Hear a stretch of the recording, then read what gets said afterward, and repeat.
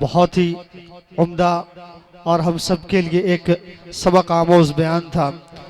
हज़रत वाला का पैगाम था कि लिखना नहीं आता तो मेरी जान पढ़ा कर, हो जाएगी तेरी मुश्किल आसान पढ़ा कर, लारैब तेरी रूह को तस्कीन मिलेगी, लारैब तेरी रूह को तस्कीन मिलेगी। तो कुर्ब के लम्हात में कुरान पढ़ा कर और आ जाएगा इकबाल तुझे जीने का करीना, और आ जाएगा इकबाल तुझे जीने का करीना। तू सरवरे कौनैन के फरमान पढ़ा कर, तू सरवरे कौनैन के फरमान पढ़ा कर। अब इसके बाद 1 मिनट के लिए जनाब हज़रत मौलाना मुफ्ती इज़राइल साहब कासमी को कलिमात तशक्कुर पेश करने के लिए मैं दावत देता हूँ, वो आए और हज़रत वाला कलिमात वबिही नस्तईन अम्मा बाद। काबिल कदर हजरात, दूर दराज से आए हुए मेहमानान एज़ाम और हमारी बस्ती के एक एक शख्स, मैं आप तमाम हजरात का हज़रत नायब अमीर शरीयत के इस पुरमुबारक आमद पर तहे दिल से शुक्रगुजार हूँ कि इस प्रोग्राम को कामयाब बनाने में और इस प्रोग्राम को यहाँ तक पहुँचाने में आप सभी हजरात का हर तरह का मुमकिन और हर तरह की कोशिशें इसमें शामिल रही। मैं उस्ताद मोहतरम जिनकी मेहनत, जिनकी तवज्जो, जिनकी एक एक नज़रियात, जिनके हरकत व सकनात, जिनकी तालीम व ताल्लुम से पढ़कर, जिन्हें देखकर, जिन्हें सीखकर जिस इदारे से आया हूँ, आज उस्ताद मोहतरम उस इदारे के नामवर उस्ताद मोहतरम है और देवबंद के मशहूर और मकबूल दर्स के मालिक उस्ताद है, जिनके दर्स को सुनने के लिए, तफसीर कुरान को सुनने के लिए देवबंद के तलबा अपनी मौज जोक दर जोक आते हैं और हजरत की दर्स में शामिल होते हैं। और हजरत इस वक्त जिस अजीम शान जिम्मेदारी के साथ वाबस्ता है, बुजुर्गों याद रखिए, कोई बज़्म हो कोई अंजुमन, ये शिआर अपना कदीम है, जहां रोशनी की कमी मिली वहीं एक चिराग जला दिया। हजरत वाला की खुसूसियात में एक अहम खुसूसियत यह है कि जहां भी, जिस इलाके में भी तालीम के फुकदान या तालीम की ज़रूरत महसूस होती है तो फ़ौरन वहाँ अपना इक़दाम करते हैं। और इस वक्त मुल्क के नामवर आलिम दीन के साथ मुल्क के 3 सूबों के नायब अमीर शरीयत जैसे अजीम शान ओहदे पर वाबस्ता है और वक्त की तंगी दामनगीर रहते हुए आप हजरात की मोहब्बत में और आप हजरात से मुलाकात के लिए हजरत इतना लंबा सफ़र मसाफत तय करके यहाँ तशरीफ़ लाए हैं। इसलिए मैं उस्ताद मोहतरम को तहे दिल से और दिल की अमीक गहराई से खैर मकदम और इस्तकबाल करता हूँ, क्योंकि हजरत के अंदर हजरत की शख्सियत को जानने के लिए सिर्फ ये बात काफ़ी है कि जिसको मुफक्किर मिल्लत अमीर शरीयत साहब हजरत मौलाना सैयद वली रहमानी साहब नव्वरल्लाहु मरक़दहू अपनी हयात में अपना नाइब बनाया था, इस बात से ये मालूम होता है कि हजरत वाला की जो दूररस निगाह, जो फिक्र सोच है, वो सारे उनके अमीर शरीयत और हम सब के पीरो मर्शद की एक एक खूबी हजरत वाला के अंदर है। मैं इन्हीं चंद बात के साथ मैं फिर से हजरत वाला की दिल की अमीक गहराई से खैर मकदम और इस्तकबाल करता हूँ। वमा अलैना इल्लल बलाग। माशाअल्लाह, हजरत वाला बहुत ही बेहतरीन अंदाज में कलिमात तशक्कुर पेश किया। अब मैं बिला किसी ताखीर के और बिला किसी तमहीद के हजरत नाइब अमीर शरीयत दामत बरकातहुमुल आलिया से अर्ज करूँगा कि वो आए और अपने मवाइज़ हसना से हम सामईन को मुस्तफ़ीज़ फरमाए। ये इस शेर के साथ कि सिलसिला बुजुर्गों का करबला से मिलता है। आइए सुभान अल्लाह। सिलसिला बुजुर्गों का करबला से मिलता है, जिस तरह सफा मरवा हाजरा से मिलता है। कादरी हो, चिश्ती हो, सहरवर्दी हो, थानवी हो, कासमी हो या रहमानी, कादरी हो, चिश्ती हो, सहरवर्दी हो, थानवी हो या रहमानी, सब ये सिलसिला मेरे मुस्तफ़ा से मिलता है, सब ये सिलसिला मेरे मुस्तफ़ा से मिलता है। हजरत वाला माइक।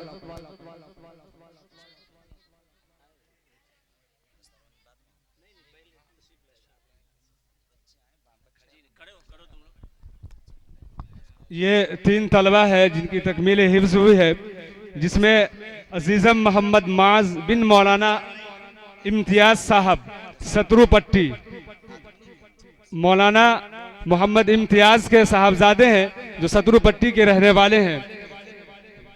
मोहम्मद मुआज, मुफ्ती शफी आलम साहब आप आगे तशरीफ लाइए।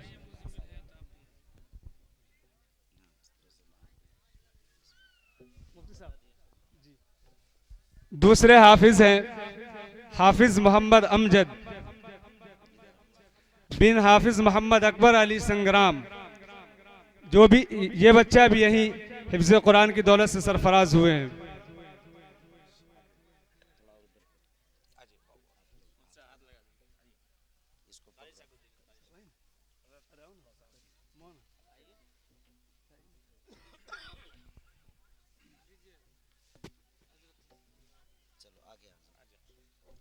तीसरा तालिबे इल्म अजीज़म जफ़र बिन मोहम्मद एजाज गनौरा, ये बच्चा भी यही हाफिज़ कुरान बना है। आप सभी हजरात इसके लिए दुआ कीजिए कि अल्लाह पाक इसके दिल में कुरान पाक को उतार दे और बेहतरीन हाफिज़ कुरान बनाए और उम्मत के लिए सरमाया बनाए।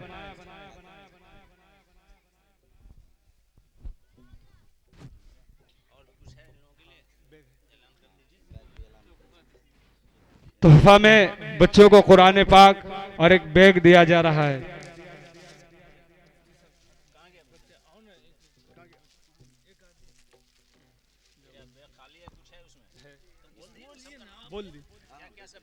बैग के अंदर कुरान शरीफ है।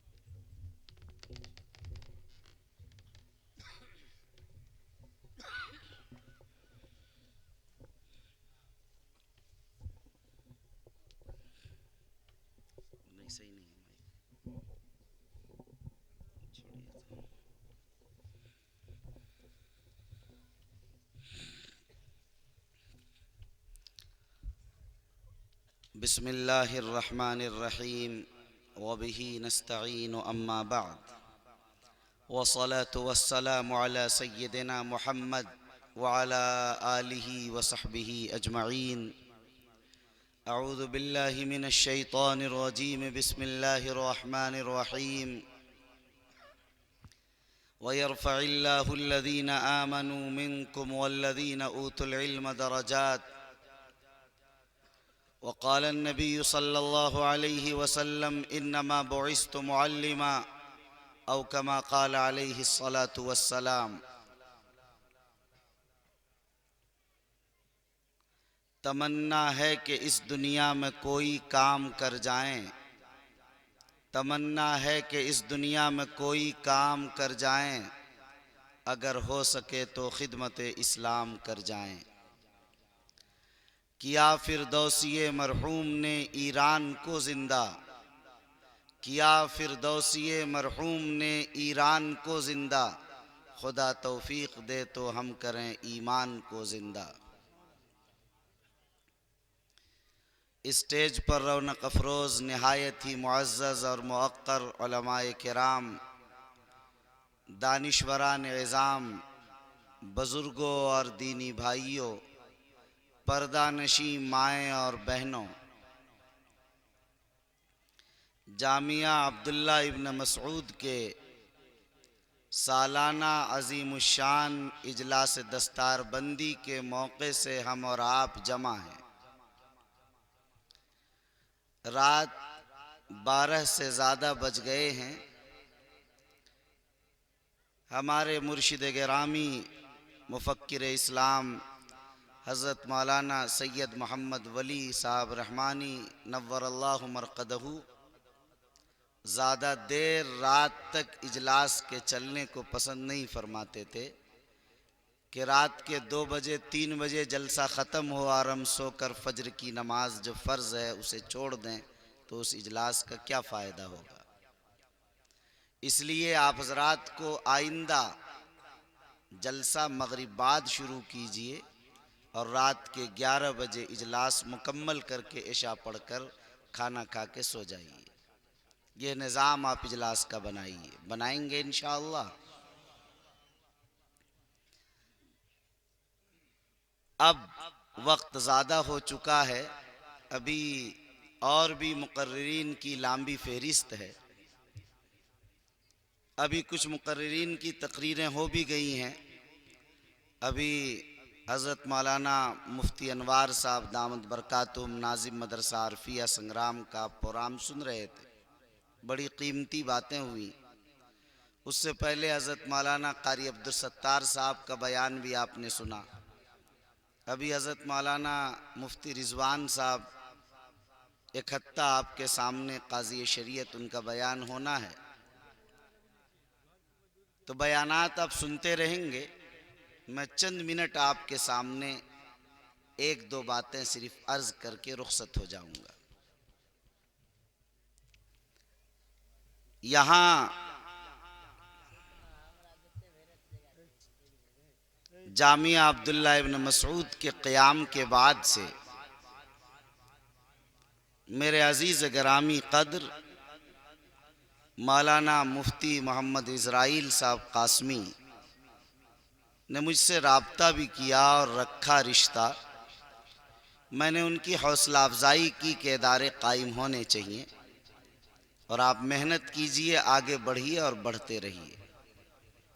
सही बात यह है कि बेहद मशगूलियत के बावजूद सिर्फ आपके गांव में इस इदारे के क़याम के मौके पर मैं उसी की हौसला अफजाई के लिए आया कि इदारा कायम हो रहा है, इदारा बरगुबार ला रहा है, इदारा अपना नतीजा अपनी कौम के सामने पेश कर रहा है।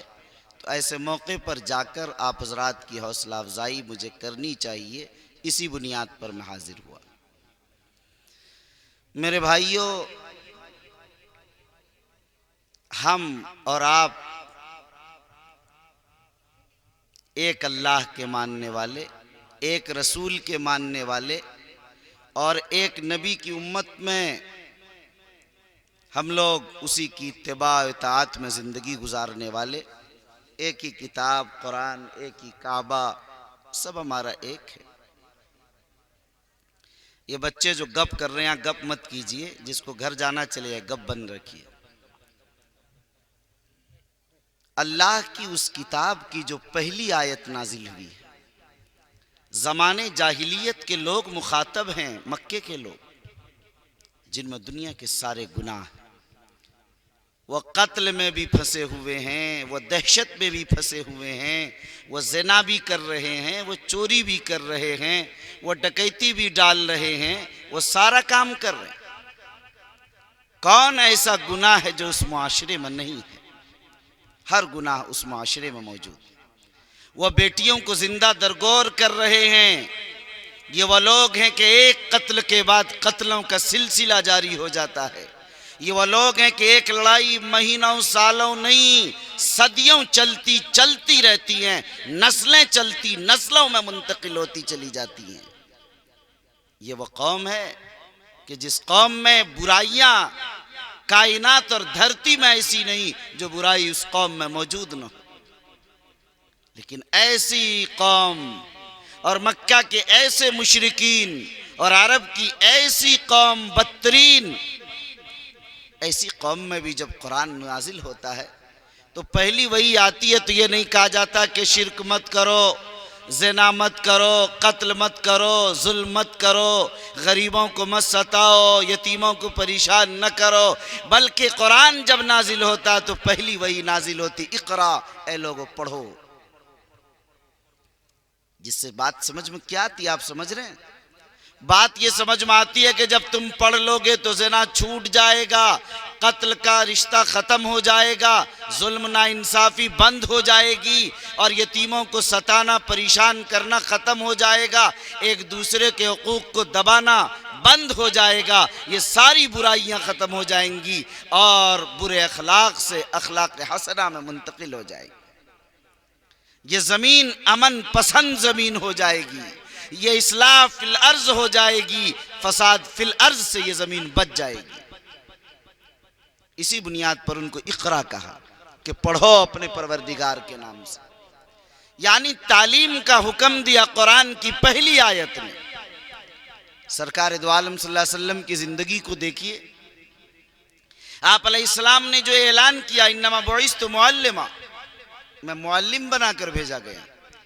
हालांकि आप अलैहिस्सलाम तो दाई भी बनाकर भेजे गए, आप तो मुजाहिद भी बनाकर भेजे गए, आप तो तज़किया करने वाले मुज़क्की भी हैं, आप मुफस्सिर भी हैं, आप मुहद्दिस भी हैं, आप तो सब कुछ हैं।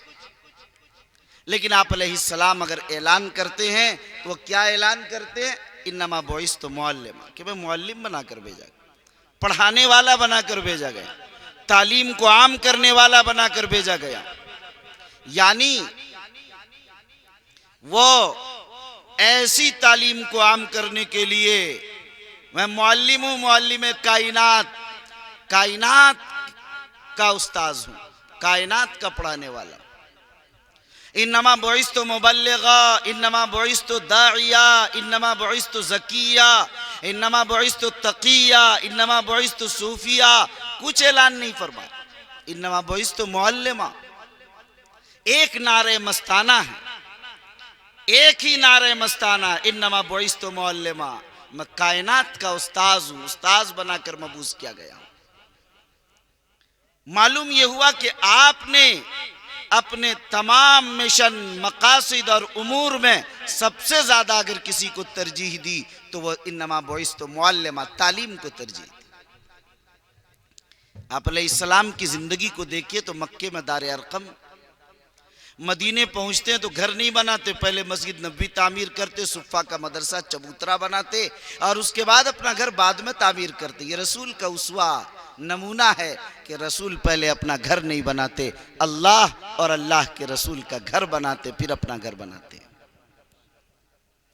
हमें रसूल की इत्तिबा करनी चाहिए, उसी के आशिक, उसी के दीवाने, उसी के नाम पर मर मिटने वाले और जान दे देने वाले, उसी के फदाकार हैं, निसार हैं उसी पर, लेकिन जबान से हैं या हमारे नारे में कोई सदाकत और सच्चाई भी है। अगर सच्चाई है तो हमें चाहिए कि अपने घरों से पहले हम मस्जिद की तामीर करें, अपने घर से पहले हम मदरसे की तामीर करें। आज जामिया अब्दुल्ला इब्न मसूद ये फूस की झोपड़ियों में और आपके घर बड़ी आलीशान बिल्डिंगों में, खुदा क़यामत में पूछेगा कि तेरा घर तो पुख्ता है और मेरा घर कच्चा है। इसलिए आप रसूल के उसवा, नमूना और आइडियल को अपने सामने रखिए। अल्लमका मालम तकुन तालम व कान फज़लुल्लाहि अलैका अज़ीमा, फरमाया ए नबी हमने आप पर बड़ा फजल किया है, फजल अजीम। अल्लाह ने तो रसूल पर बहुत सारा फजल फरमाया, लेकिन जिसको अल्लाह ने कुरान में सबसे बड़ा फजल करार दिया वो इसको करार दिया कि ए नबी हमने आपको तालीम दी है, सिखाया है, पढ़ाया है।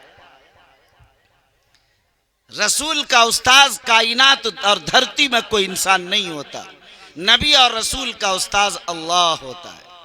नबी को पढ़ाने वाले खुदा होते हैं बराह रास्त, दुनिया में उनका कोई उस्ताज नहीं हुआ करता है। यतीमे के ना कर द कुरान दुरुस्त, कुतुब खान ए चंद मिल्लत बशुस, वो ऐसे यतीम थे मोहम्मद रसूलुल्लाह कि दुनिया में उसको किसी ने नहीं पढ़ाया, मगर इल्म का हाल ये था कि कुतुब खाने के कुतुब खाने को और तमाम मज़ाहिब के कुतुब खानों को धो डाला, सारे उलूम दे दिए गए। ऊती तो इल्म अल अव्वलीन वल आखरीन, मुझे अव्वलीन और आखरीन का इल्म अता कर दिया गया। ये इसलिए मैंने सुनाया बताने के लिए, अब आप समझ गए होंगे कि इस उम्मत का इम्तियाज, इस उम्मत की खुसूसियत इल्म है, इल्म है।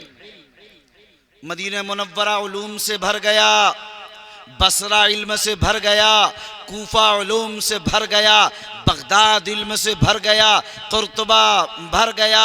आप देखिए कि बुखारा, समरकंद, तिरमिज, ताशकंद, दुनिया के तमाम खित्ते जहाँ हुकूमतें मुंतकिल हो रही हैं, दारुस्सल्तनत मुंतकिल हो रहे हैं, उलूम से भरते चले जा रहे हैं, तर्जमे हो रहे हैं, ट्रांसलेशन हो रहे हैं, किताबें लिखी जा रही हैं, उलूम व फ़नून की भरमार होती चली जा रही है। ये खिलाफत बनु उमय्या को देखो, तर्जमे के अजीम तरीन काम कर रहे हैं। ये देखो बनु अब्बासिया की खिलाफत और हुकूमत चल रही है, उलूम व फ़नून पर कितने काम बढ़ते चले जा रहे हैं। इस्लाम और मुसलमानों का इम्तियाज़ इल्म ही रहा है।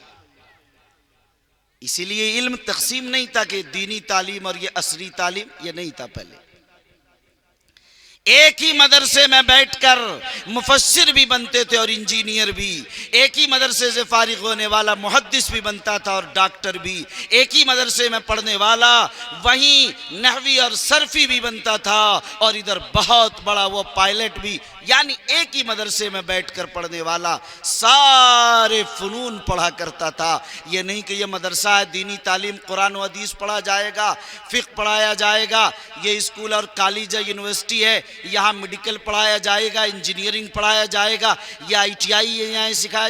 ये तकसीम नहीं थी। ये तो अफसोस की बात यह है कि इस मुल्क में जब मन के गोरे, मन के काले और जिस्म के गोरों ने कब्जा किया, सोचा कि कुरान को मिटा दें, इस्लाम को मिटा दें, मदारिस को ख़त्म कर दें, मकातिब पर बिल्डोज़र चला दें, इस्लाम और मुसलमानों को सूलियों पर लटका दें, फंदों में लटका दें, उन्हें तन्नूरों में डाल दें और इस धरती से कुरान को और कुरान के पढ़ने वाले, इस्लाम को और इस्लाम के नाम लेवाओं को मिटा दें। उस वक्त की साजिश का हिस्सा था। उन्होंने हुकूमत के तहत जो तालीम दी वह सिर्फ असरी तालीम को बाकी रखी कि उसमें सिर्फ असरी तालीम दी जाएगी। कुरान की तालीम निकाल दी, हदीस की तालीम निकाल दी, फ़िक़्ह की तालीम निकाल दी। उस वक्त क्या काबिर उलमा मैदान में आए, कहा हुकूमत चली जाएगी, लौट कर आ जाएगी, लेकिन अगर दीन चला गया, मिल्लत का मजहब चला गया, कुरान चला गया, हदीस चली गई, फ़िक़्ह चला गया, तहजीब चली गई, शनाख्त चली गई, तशक्कुस चला गया, सकाफत चली गई, कल्चर चला गया, खुदा की कसम ये सदियों नहीं लौटेगी। हुज्जतुल इस्लाम अल इमाम कासिम नानोतवी रहमतुल्लाह अलैह, रशीद अहमद गंगोही, इमदादुल्लाह मुहाजिर मक्की, हाजी आबिद हुसैन वगैरह मैदान में आए और कहा कि दारुल उलूम देवबंद कायम करके कुरान व हदीस और फ़िक़्ह को एक जगह हम महफूज करना चाहते हैं। अपनी तहजीब को, अपनी सकाफत को, अपने कल्चर को, अपने इम्तियाज़ को, अपने तशक्कुस को, अपने दीन को, अपने मजहब के मामलात को इसीलिए मदरसा बनाया, इसलिए कि उन्होंने स्कूल से इसको अब निकाल दिया था, अब तकसीम कर दिया था। तो ये तकसीम 1857 के बाद से ये निज़ाम बना। 1866 में पहला इदारा इसीलिए दारुल उलूम देवबंद बना। मेरे भाइयों, इस तारीख़ इंसानी में अवामी चंदों से मदरसे नहीं चला करते थे। हुकूमतों की जिम्मेदारी थी कि वह कुरान और हदीस और फ़िक़्ह भी पढ़ाएं, हुकूमत की जिम्मेदारी थी कि मज़हब की चीज़ें भी उन्हें सिखाएं। लेकिन ये 150-200 साल, 250 साल से सिलसिला ऐसा हुआ कि जिसके बाद ये निज़ाम तब्दील हुआ। आपने देखा उसके बाद अल्लाह वालों ने, अल्लाह के उन दरवेशों ने, अल्लाह के उन ऐसे पाकीज़ा सिफ़ात इंसानों ने, मर्द कलंदर ने मैदान में आकर मिल्लत के दीन की हिफाजत का फरीज़ा अंजाम दिया। यकीन मानिए कि मदारिस इस्लामिया कायम न होते तो आपका वजूद बाकी नहीं रहता, आपका तशख़्ख़ुस बाकी नहीं रहता, आपकी टोपी बाकी नहीं रहती, आपकी दाढ़ी बाकी नहीं रहती, आपकी मस्जिद के गुंबद व मीनार बाकी नहीं रहते, ये इमामत और खिताबत की बांग और गूंज बाकी नहीं रहती, ये मकातिब व मदारिस का निज़ाम न होता, ये जलसे जुलूस न होते, ये दीन के शैदाई न होते, ये कुरान के चाहने वाले न होते, ये हदीस पर मरमिटने वाले न होते, ये उलमा के चाहने वाले, ये बुज़ुर्गों पर मरमिटने वाले, उनके आशिकीन पैदा न होते। इन्हीं मदारिस इस्लामिया ने इस मुल्क का ये निज़ाम बनाया है। दुनिया के जिन मुल्कों को आप देखें जहाँ उलमा से रिश्ता कमज़ोर हो गया, कुरान से ताल्लुक़ कमज़ोर पड़ गया, ज़ाहिर वही बुखारा इमाम बुखारी जहाँ बैठकर बुखारी पढ़ाते थे, वही शहर तिरमिज़ जहाँ इमाम तिरमिज़ी पढ़ाया करते थे, जहाँ साहब हिदाया मरगीनान में बैठकर साहब हिदाया का दर्स देते थे, जहाँ साहब शरुल अक़ाइद नसफ़ी शरुल अक़ाइद का दर्स दिया करते थे। आज उसके खंडरात को देखोगे वहाँ कुछ भी नहीं रहा, इसलिए कि वहाँ की अवाम ने अपने उलमा से रिश्ता ख़त्म कर लिया, इदारों पर बिल्डोज़र चला दिए गए, कुतुबखानों को ख़त्म कर दिया गया, मकातिब को बेनामो निशान कर दिया गया।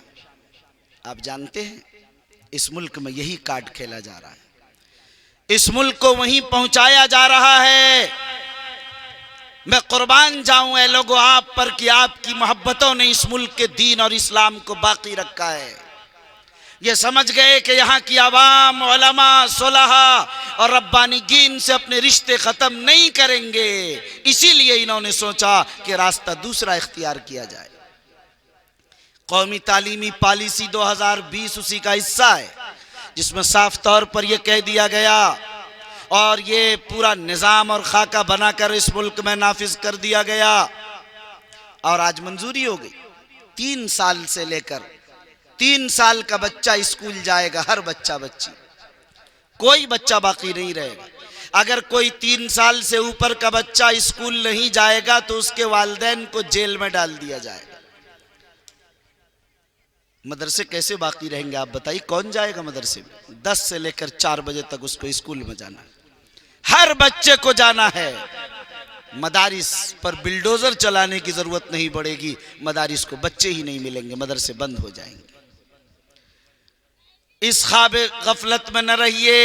हमारे उलमा कायदीन मैदान में आकर एहतजाज और धरनों के जरिए आवाज़ें बुलंद करके दबाव बनाकर इस मुल्क के नक्शे और इस कानून को तब्दील कर देंगे। इस गलत फहमी में न जिए ए मुसलमानों, ये निज़ाम कानून नहीं बदलेगा, मैं आपसे कह रहा हूँ, इसलिए कि पूरी दुनिया में यही निज़ाम राई जो नाफिज है। बरतानिया चले जाइए, अमेरिका चले जाइए, कनाडा चले जाइए, ऑस्ट्रेलिया चले जाइए, यूरोप के जिस मुल्क में जाना हो चले जाइए, आपको मालूम होगा कि हर बच्चे को स्कूल में पढ़ना ज़रूरी है। उन मुल्कों में उन्होंने अपने बच्चों के दीन और ईमान के इल्म के लिए क्या सामान किया, हमें भी वही करना पड़ेगा और वक्त से पहले करना पड़ेगा। मुफक्किर इस्लाम हज़रत अमीर शरीयत हज़रत मौलाना वली रहमानी साहब रहमतुल्लाह अलैह ने वफ़ात से 3-4 महीने कबल इमारत शरिया में आमला की मीटिंग की और फरमाया कि इससे निमटने की क्या राह हो सकती है। इस गुनहगार ने एक राय दी कि हजरत, मकातिब दीनिया का निज़ाम इस मुल्क में सैकड़ों नहीं, हज़ारों नहीं, लाखों की तादाद में बिछाना होगा। सबाही और मसाई मकातिब बनाने पड़ेंगे। सुबह और शाम का जो मकतब होगा, अगर हमारे बच्चे स्कूल भी जाएं कोई फ़र्क नहीं, सुबह शाम के मकतब के ज़रिए उसके दीन की, ईमान की, उसके कलमे की हिफाजत की जा सकती है। फरमाए कि इतने मकातिब कैसे बनेंगे? मैंने कहा कि हज़रत, खुद कफ़ील मकातिब बनाना पड़ेगा। हज़रत ने फरमाया कि खुद कफ़ील मकातिब का क्या निज़ाम होगा, क्या खाका आपके जहन में? मैंने तफसील से बताई। फिर हज़रत ने फरमाया कि आप एक तफसील से खाका तैयार करके मुझे दीजिए। मैंने 11 सफ़े फुल स्केप पर तफसील से उसका खाका तैयार किया। उसके एक एक जुज पर हज़रत ने पढ़कर उसकी तस्वीब की।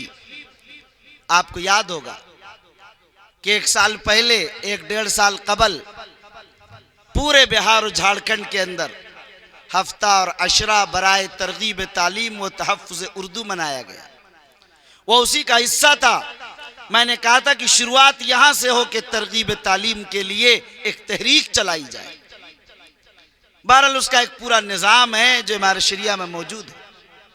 मकातिब का निज़ाम इस वक्त बनाना पड़ेगा और पूरी क़ुव्वत के साथ। एक एक आबादी में 1-2 नहीं, सैकड़ों मकातिब बनाने पड़ेंगे। पूरे इलाके में एक एक बच्चे को उससे जोड़ना पड़ेगा, उसके बाद ही हम कुछ कर सकते हैं। दूसरी चीज़ आपके लिए यह भी ज़रूरी है कि आप स्कूलों का निज़ाम मजबूत करें, मुस्तहकम करें। अपने इस्लामिक स्कूल्स होने चाहिए जिसमें दीनियात का निज़ाम हो, नमाज की और सारी चीज़ों की उसके अंदर हो। लेकिन जब आपका स्कूल नहीं होगा, आपके कॉलेजेस नहीं होंगे, पूरे मुल्क में मेडिकल कॉलेज अगर गर्ल्स के लिए देखें तो 1 या 2 के अलावा पूरे मुल्क के हिंदुस्तान में नहीं। अब जरा बताइए, आप अपनी बच्चियों को बापर्दा पढ़ाना भी चाहते हैं, डॉक्टर भी बनाना चाहते हैं, और इतने बड़े मुल्क के अंदर 1-2 से ज्यादा मेडिकल कॉलेज भी गर्ल्स के लिए नहीं है, तो क्या होगा? आप अपनी दौलत को कहां लेकर जाएंगे? आप अपनी दौलत को शुरू कीजिए, मकतब बनाइए।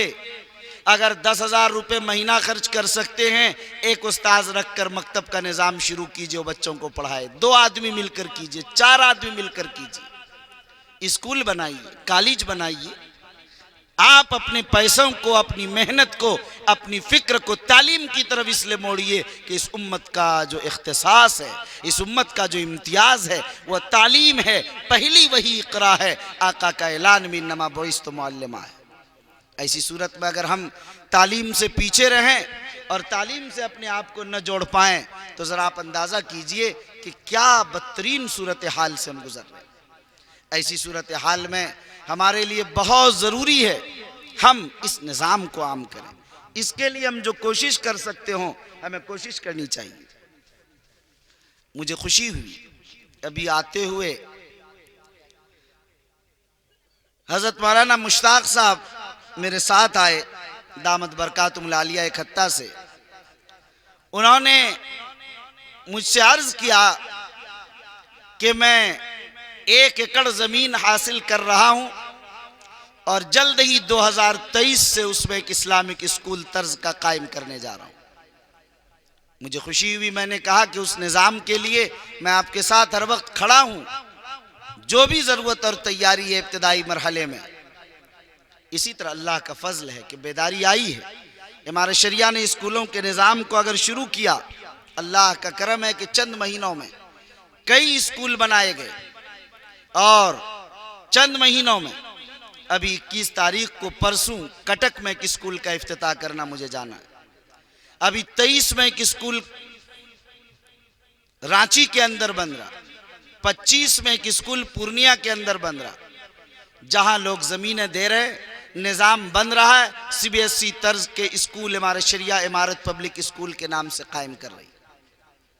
ये ख्वाब था दर हकीकत हज़रत अमीर शरीयत साहब हज़रत मौलाना सैयद मोहम्मद वली साहब रहमानी रहमतुल्लाह अलैह का, हर ज़िले में कम अज़ कम एक CBSE तर्ज का स्कूल 10वीं 12वीं तक का ज़रूर होना चाहिए।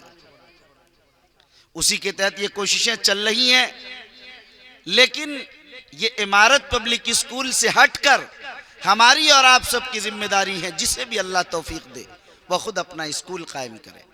जिसे भी अल्लाह हिम्मत दे, हौसला दे, उन्हें खुद इस्लामिक स्कूल कायम करने चाहिए। अपने बच्चों, अपनी नस्लों की फिक्र करनी चाहिए। आप ये न समझें कि आपका बच्चा वही है जो आपकी कोख से या आपके बेटे के यहाँ से पैदा हुआ, आपके घर में जो 5 बच्चा है। पूरे मुआशरे का बच्चा आपका बच्चा है, पूरी आबादी का बच्चा आपका बच्चा है। आपकी इस आबादी के अंदर इतनी बड़ी मुस्लिम आबादी है, लेकिन यहाँ कितने स्कूल हैं, कितने मकातिब हैं, कितने मदरसे हैं और तालीम का क्या निज़ाम है। इस आबादी में कोई मदरसा है जहाँ से हिफ्ज़ कुरान हो रहे हैं? इससे पहले कोई मदरसा है भाई? यहाँ इससे पहले कोई हाफिज हुए यहाँ इस गांव में पढ़कर? नहीं हुए। सच्चाई है। मैंने इसलिए पूछा कि मुझे कान में किसी ने डाला, मुझे यकीन मगर नहीं आया। ला हौला वला कुव्वता इल्ला बिल्लाह, अल्लाहु अकबर, अला याज़ु बिल्लाह। ऐसी आबादी भी आज कोई मौजूद है? मैं उस आबादी में बैठा हूँ, मुझे यकीन नहीं आया। वल्लाह वल्लाह मुझे यकीन नहीं आया कि जिस आबादी में कोई ऐसा इदारा भी ना हो कि जिससे तारीख़ इंसानी में आज तक कोई हाफिज ही ना हुआ हो। इन्ना लिल्लाहि व इन्ना, ये मर मिटने का मकाम, धरती पर जीने का हक नहीं है, बिल्कुल जीने का हक नहीं है।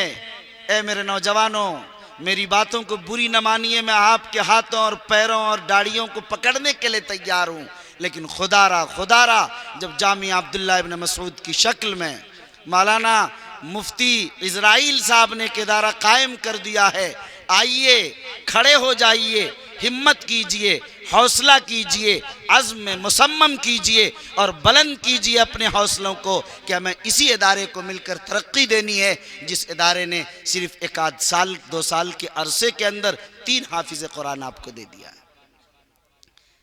इदारे नहीं होंगे तो आपका वजूद नहीं होगा।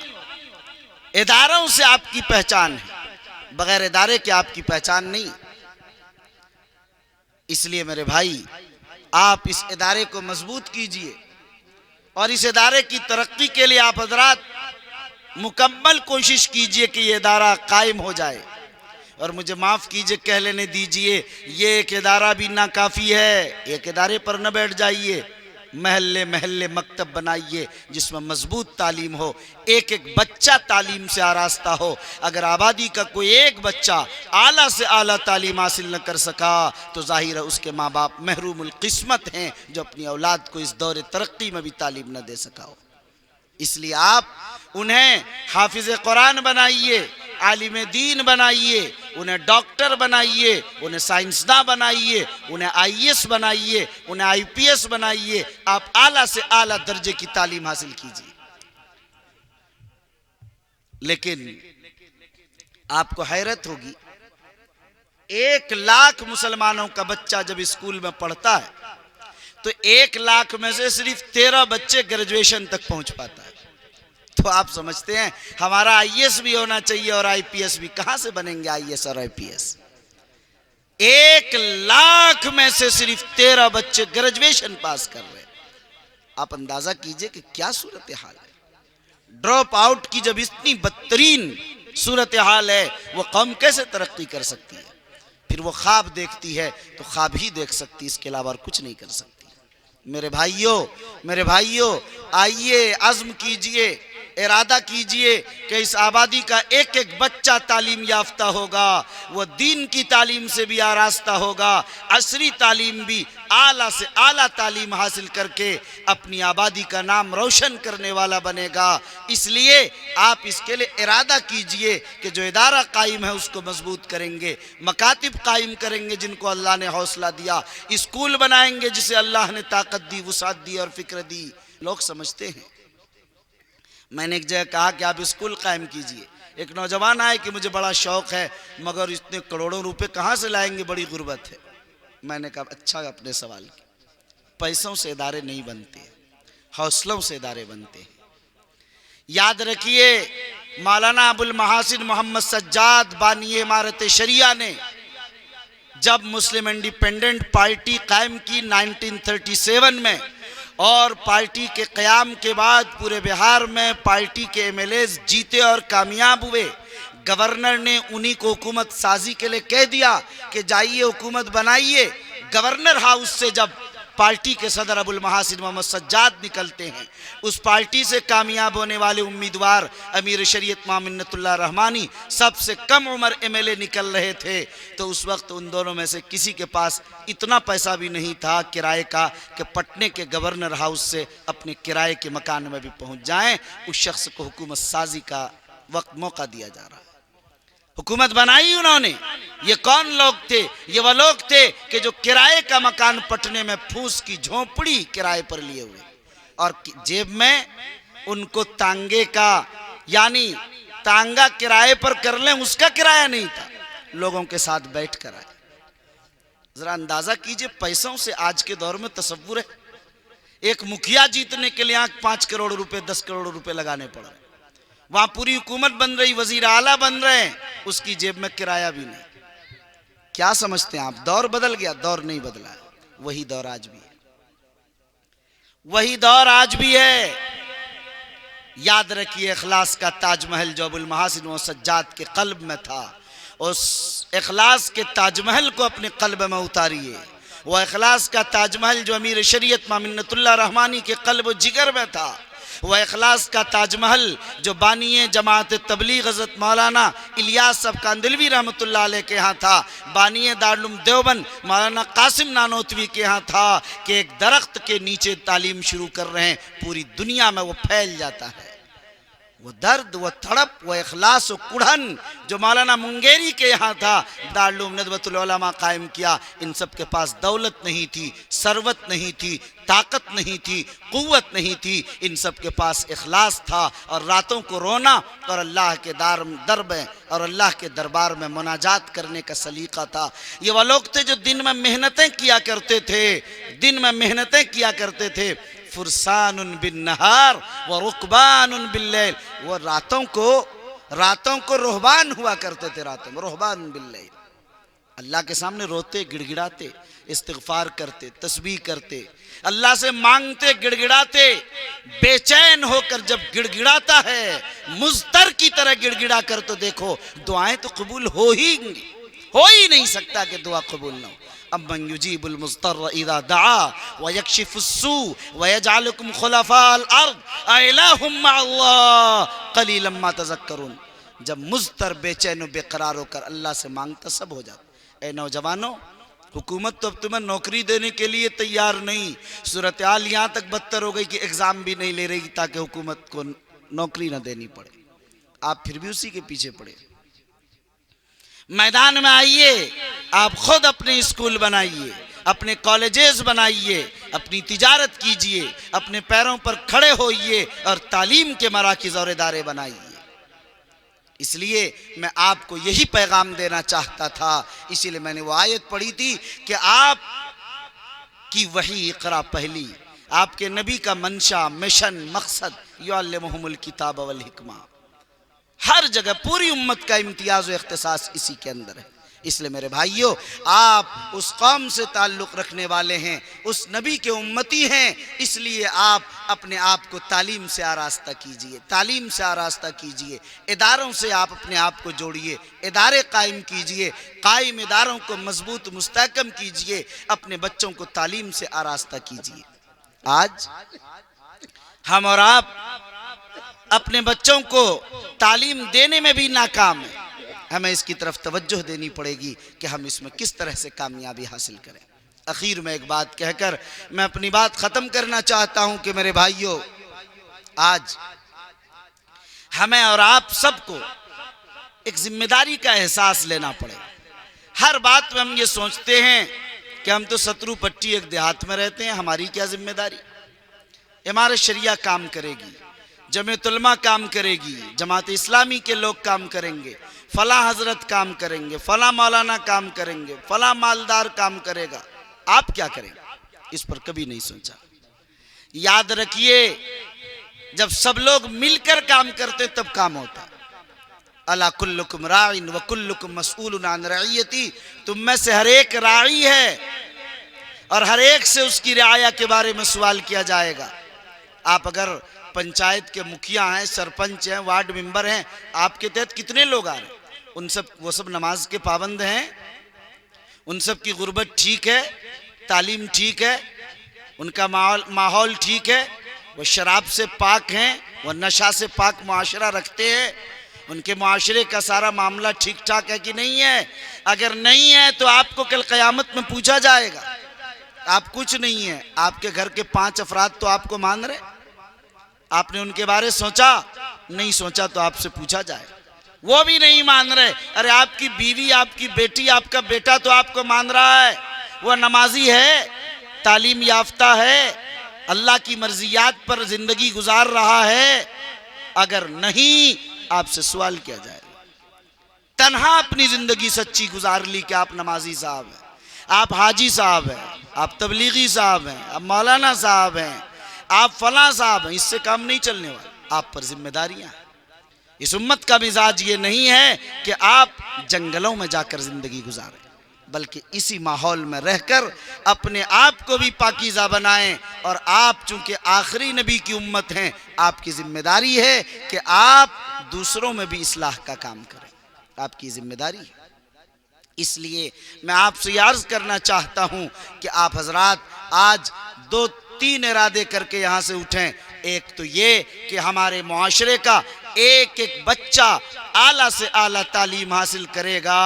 अगर किसी बच्चे को तालीम के वक्त में रास्ते पर चलते हुए देखें, चाहे वो किसी का बच्चा हो, आप उसके बाप को जाकर समझाइए कि आपका बच्चा रोड पर फलां जगह खेलता घूमता फिरता नजर आ रहा, क्या स्कूल नहीं जाता?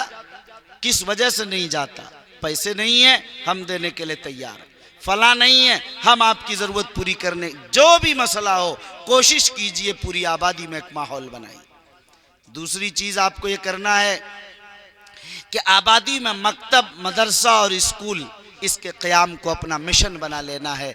अगर ये नहीं बनाएंगे तो फिर हमारी जो सूरत हाल मुस्तक़बिल में बनेगी वो नाकाबिले बयान और नागुफ्ता भी है, वो आपको बता भी नहीं सकता। तीसरी चीज़ ये कि हमारे माशरे में इत्तेहाद और इत्तेफाक होना चाहिए। हम रंगों की बुनियाद पर न कटें, बिरादरियों की बुनियाद पर न कटें, हम आपस के अंदर महल्ले के एतबार से न कटें, हम गांव के एतबार से अपने आप को अलग न करें। बहुत ज़्यादा तफरीक हो गई, ख़ानदानी एतबार से, कबाइल के एतबार से, बिरादरियों के एतबार से, देवबंदी बरेलवी अहले हदीस जमात इस्लामी की बुनियाद पर इतनी बुनियादें हो गई इख्तिलाफ की। अलमान वल हफीज़। सबसे बड़ी वजह हमारे इत्तेहाद की कलमे तय्यबा ला इलाहा इल्लल्लाह मुहम्मदुर रसूलुल्लाह। इमारत शरिया के बुजुर्गों ने, हमारे अकाबिर ने कलमे ला इलाहा इल्लल्लाह की बुनियाद पर सबको मुत्तहिद किया। इन्नमल मुमिनून इख्वा, सारे मुसलमान भाई भाई, वह हिंदुस्तान का रहने वाला हो, पाकिस्तान का रहने वाला हो, चाइना का रहने वाला हो, जापान का रहने वाला हो, अमेरिका का रहने वाला हो, कनाडा का रहने वाला हो, वो खुश्की में रहने वाला हो, तरी में रहने वाला हो, जजीरे में रहने वाला हो, टापुओं पर बसने वाला हो, काखे फ़कीरी में ज़िंदगी गुजारने वाला हो, शाही महलों में ज़िंदगी गुजारने वाला हो, वकील हो, जज हो, अमीर हो, गरीब हो, छोटी ज़ात का हो, बड़ी ज़ात का हो, गोरा हो, काला हो, पस्ता कद हो, लंबा कद हो, कौन हो, इससे बहस नहीं है। किस शोबे हयात से, किस इलाके से, किस रंगो नस्ल से, किस बूदोबाश से ताल्लुक़ रखता हो, किस कबीले और बिरादरी से, इन कोई चीज़ नहीं। कलमे तय्यबा ला इलाहा इल्लल्लाह पढ़ रहा है, कलमे तय्यबा पढ़ रहा, तालौ इला कलिमतिन सवाइन बैनना व बैनकुम अल्ला नअबुद इल्लल्लाह वला नुशरिक बिही शैया। अल्लाह ने जो तफरीक की सिर्फ एक ही, फमिनकुम मुमिन व मिनकुम काफिर। जो भी मोमिन है आप भाई भाई। इसलिए मेरे भाइयों, मुझे आप हजरात से अर्ज करना है कि आप अपने आप को टुकड़ों में न बांटें। टुकड़ों में जब बांटेंगे, इंतशार आपस में रखेंगे, उसका नतीजा ये होगा, कुरान कहता ला तनाज़उ फतफशलु व तज़हब रिहुकुम, आपस में इख्तिलाफ मत करो वरना तुम बुज़दिल हो जाओगे, तुम्हारी हवा उखड़ जाएगी। आज यही तो हुआ, कोई रोब दबदबा, कोई वक़ार, कोई अजमत बाकी नहीं रही उसी इंतशार की बुनियाद पर। इसलिए मेरे भाइयों, आप आइए, तालीम को आम कीजिए, तालीमी मैदान में आगे बढ़िए और अपने आप को एक बना कर रखिए। एक बात और कहकर अपनी बात ख़त्म करता हूँ, अपने अखलाक को भी बुलंद कीजिए। आपका अखलाक बुलंद होना चाहिए। आपके नबी ने एक और ऐलान किया था, इन्नमा बुइस्तु लिउतम्मिमा मकारिमल अखलाक, मैं मकारिम अखलाक, बुलंद और आला अखलाक को की तकमील के लिए भेजा गया। आला अखलाक, नबी के अखलाक का हाल यह है कि वो बुढ़िया जो रास्ते में कांटे बिछाया करती थी, जब बीमार हुई आप अयादत के लिए चले गए, बुढ़िया ने घर बंद कर लिया कि शायद मोहम्मद आए हैं, अबू बकर, उमर, उस्मान और अली के साथ, मेरा पता नहीं क्या हाल करेंगे। दरवाजा नहीं खोला। बड़े इसरार के बाद जब दरवाजा खुला तो सोचा कि अब तो मैं मारी जाऊंगी। महबूब किबरिया काली कमली वाले सल्लल्लाहु अलैहि वसल्लम कदमों में उसकी चारपाई के बैठ जाते हैं। फरमाते हैं कि बूढ़ी अम्मा बताओ मैं तुम्हारी क्या खिदमत कर सकता हूं। वह हैरान और परेशान हो गए।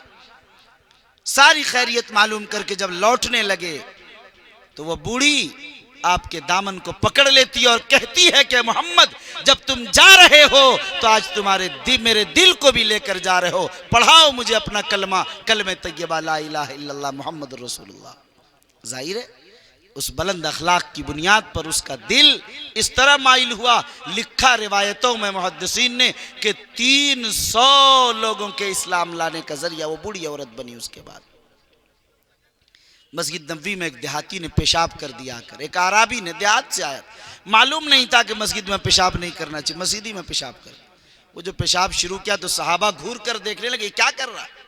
आप अलैहिस्सलाम ने रोक दिया उसे पेशाब मुकम्मल कर लेने दो, कच्ची मस्जिद है। आपने फरमाया पानी लाओ और इस पर बहा दो, इसे धो दो। आपने उसको बुलाया, बुलाकर गुस्ल करवाया। उसको क्या डांट पड़ती और क्या उसकी पिटाई होती, क्या ज़र्ब होता। आप अलैहिस्सलाम ने अपना कपड़ा घर से मंगाकर उसको पेश किया, अपनी ऊँटनी पेश की और कहा कि अब तुम वापस चले जाओ, लंबा सफ़र है, तुम्हारी ऊँटनी कमज़ोर है। अपनी सवारी दी और अपना कपड़ा दिया, वापस चला गया वो शख्स।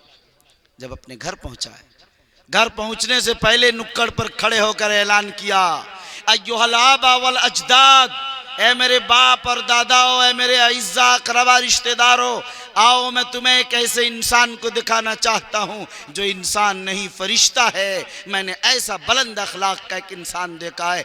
चलो चलते हैं और उसके दामन में हल्का बगोश इस्लाम हो जाते हैं। 400 लोग उनके साथ आए। वो अपने घर में दाखिल नहीं हुआ, 400 लोग उसकी कौम के आए। वो अपने कबीले का, ख़ानदान का, कौम का जिम्मेदार था। 400 लोगों ने इस्लाम कबूल किया। आप अंदाज़ा ज़रा कीजिए, एक आला अखलाक की बुनियाद पर 400 लोगों ने इस्लाम कबूल किया। आज हमारी बदकिरदारी, बद अखलाकी, बद मामलगी, बद दयानती, झूठ और गीबत, चुगलखोरी की बुनियाद पर आज लोग दूसरे बदजन होने लगे।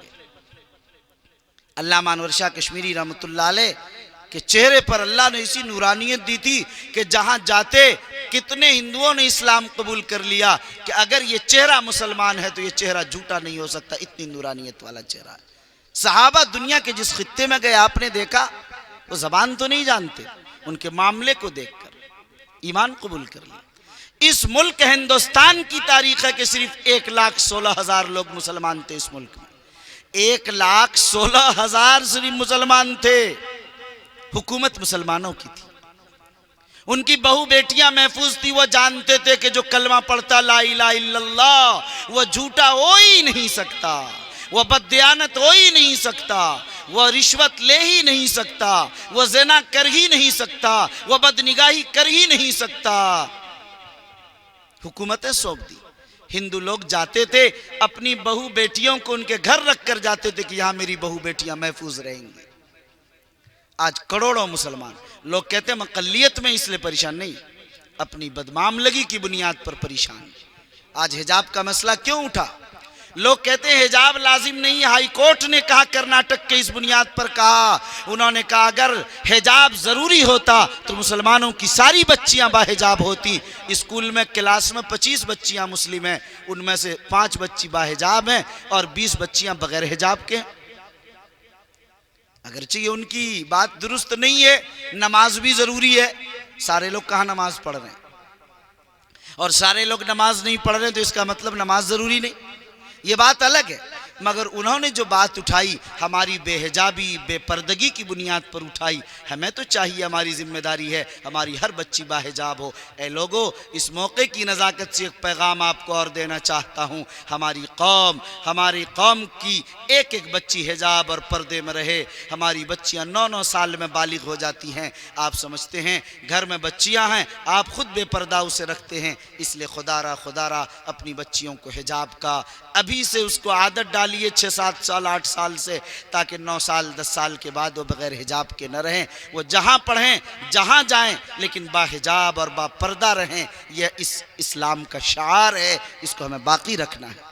बहरहाल मेरे भाइयों, मेरे बुजुर्गों, कोई लंबी चौड़ी बात नहीं करनी है। मैंने तो सिर्फ एक आयत पढ़ी थी कि उसकी तशरीह कर दूंगा, बात निकलती गई। बहरहाल मुझे आप हजरात के दरमियान जो बताना था वो यही पैगाम देना था कि आप जागिए, ख्वाब गफलत से बेदार होइए।